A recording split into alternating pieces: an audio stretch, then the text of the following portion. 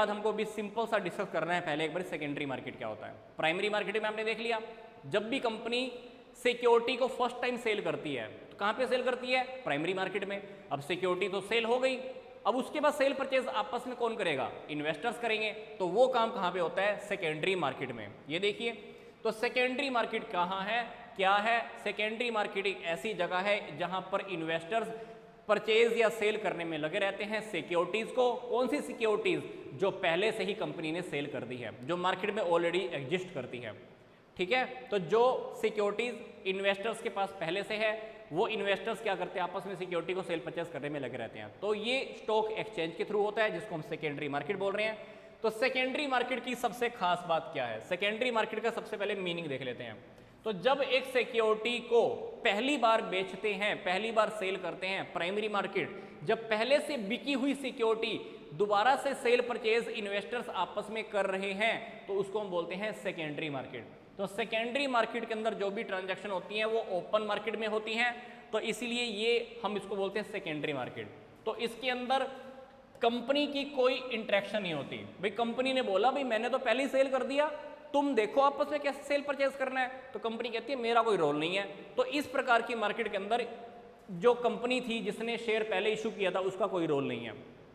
चौथी बात, जब एक सिक्योरिटी सेकेंडरी मार्केट के अंदर आ गई तो कितनी भी टाइम वो उसके बाद सेल परचेज होती रहती है, क्योंकि इन्वेस्टर है, मैंने उसको सेल किया, उसने किसी और को सेल कर दिया, उसने किसी और को सेल कर दिया, तो ये सिक्योरिटीज आपस में सेल परचेज करने में लगी रहती हैं। कितनी बार सेल होगी कोई पता नहीं है।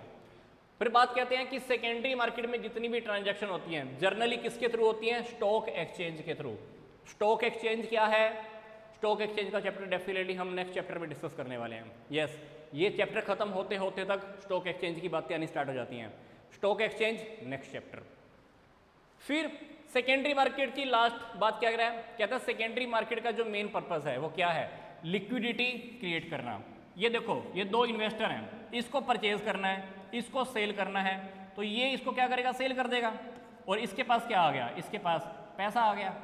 इसको पैसे की नीड थी और इसके पास पैसा फालतू पड़ा हुआ था, तो यहाँ पर क्या होता है? लिक्विडिटी क्रिएट होती है। मतलब जिसको पैसे की नीड होती है पैसा मिल जाता है, जिसको सेल करने की नीड होती है वो सेल कर देता है। तो आपस में पैसा क्रिएट करने में लगा रहता है। जब जिसको सेल करने सेल कर देता है, वापस बदले में क्या मिल जाता है? पैसा। इसलिए सेकेंडरी मार्केट क्या करती है? लोगों को लिक्विडिटी प्रोवाइड करती है। भाई तेरे को जब तेरी प्रॉपर्टी को, तेरी सिक्योरिटी को सेल करना है, कर दियो, बदले में पैसा ले लियो। तो ये काम कहां पे हो रहा है? सेकेंडरी मार्केट में, बोले तो स्टॉक एक्सचेंज के थ्रू। अब बात करते हैं कि भाई सेकेंडरी मार्केट के फीचर्स क्या हैं। फीचर्स तो अपन ने पहले भी स्टडी कर लिए। पहली बात क्या है? ये लिक्विडिटी प्रोवाइड करता है। भाई जब भी आप चाहो अपनी सिक्योरिटीज को कैश में कन्वर्ट कर लेना, पैसा ले जाना। फिर अगली बात आती है कि ये सेकेंडरी मार्केट किसके बाद आती है? प्राइमरी मार्केट के बाद आती है, क्योंकि जब आप सिक्योरिटीज को पहली बार सेल करते हो तो वो काम कहां पर है? प्राइमरी मार्केट में। तो प्राइमरी मार्केट में जब एक बार काम हो गया उसके बाद तो आपको कहां पे आना पड़ेगा? सेकेंडरी मार्केट में। तो definitely secondary market primary market के बाद आती है।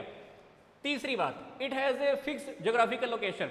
भाई इसकी कोई ज्योग्राफिकल फिक्स लोकेशन होती है, इसको हम स्टॉक एक्सचेंज करते हैं, स्टॉक एक्सचेंज बोलते हैं। इसी के थ्रू हमारी सारी ट्रांजैक्शन होती है। खरीदना है, बेचना है, तो इंडिविजुअल आपस में सेल परचेज करने में लगे रहते हैं।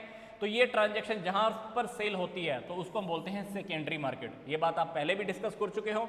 तो मोस्ट ऑफ द ट्रांजैक्शन, जो अधिकतर जो ट्रांजैक्शन होती हैं वो डेफिनेटली स्टॉक एक्सचेंज के थ्रू ही होती हैं। तो ये फीचर्स वाली बातें ये पीछे भी हम डिस्कस कर चुके हैं।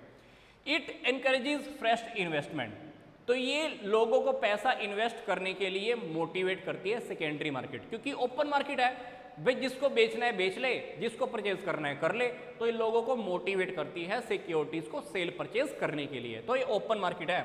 तो प्राइस जो होते हैं शेयर्स के, अदर सिक्योरिटीज के, इसमें मार्केट के अंदर बदलते रहते हैं, फ्लक्चुएट करते रहते हैं, ऊपर नीचे होते रहते हैं। क्योंकि एक सिंपल सी बात है, किसी भी चीज की डिमांड जब ज्यादा होती है, सप्लाई कम है, तो क्या होगा? प्राइस ज्यादा हो जाएगा।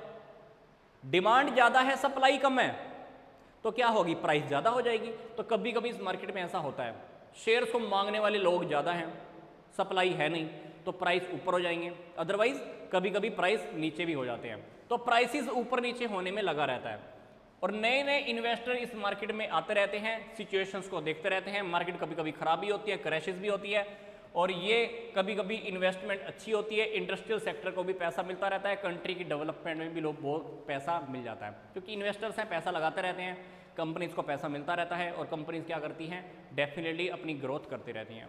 तो हमने अभी तक क्या देख लिया, प्राइमरी मार्केट क्या है, सेकेंडरी मार्केट क्या है।